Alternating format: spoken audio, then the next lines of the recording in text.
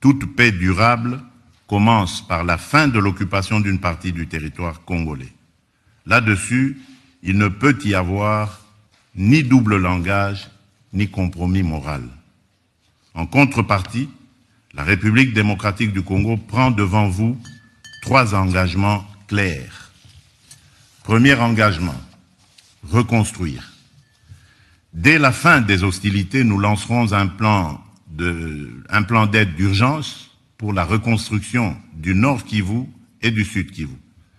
Ce plan, que nous concevons comme un pacte national et international, intégrera dans une approche concertée, coordonnée et cohérente l'ensemble des programmes et projets destinés à la stabilisation, au relèvement et au développement durable des provinces affectées.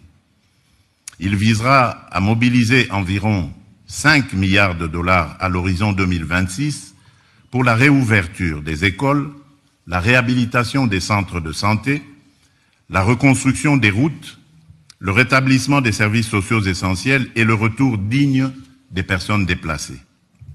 Il ciblera ainsi la sécurité alimentaire car nourrir une famille, c'est déjà commencer la paix.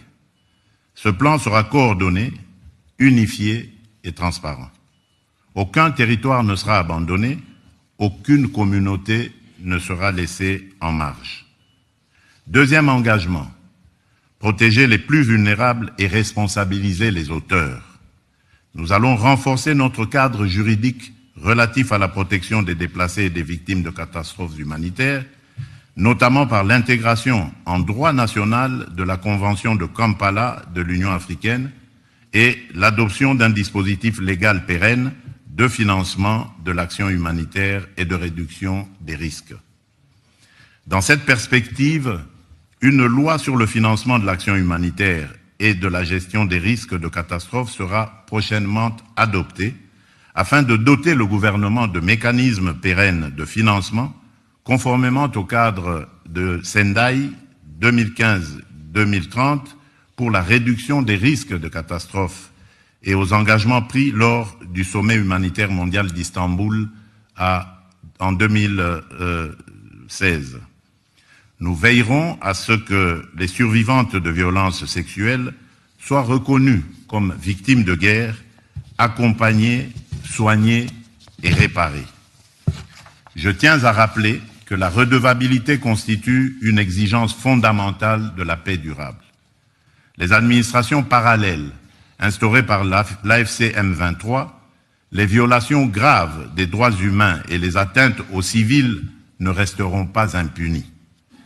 Des poursuites seront engagées dans le respect du droit international contre tous ceux qui se rendent coupables de crimes à l'encontre du peuple congolais.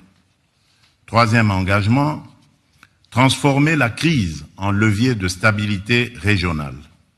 Nous ne venons pas seulement demander de l'aide humanitaire, nous venons défendre une vision politique.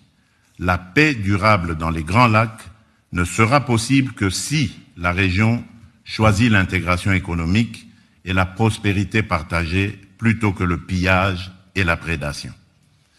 L'avenir de la région ne peut pas être fait de trafics transfrontaliers illégaux d'or, de coltan ou de cobalt, alimentant des groupes armés. Il doit être fait de coopération économique formelle, d'infrastructures interconnectées, d'industrialisation locale, de valeur ajoutée créée sur le continent et d'opportunités offertes à la jeunesse. C'est cela, la paix durable. La sécurité est nécessaire à la prospérité. Mais la prospérité, elle aussi, est une condition de la sécurité. Mesdames et messieurs, ce qui se joue ici à Paris dépend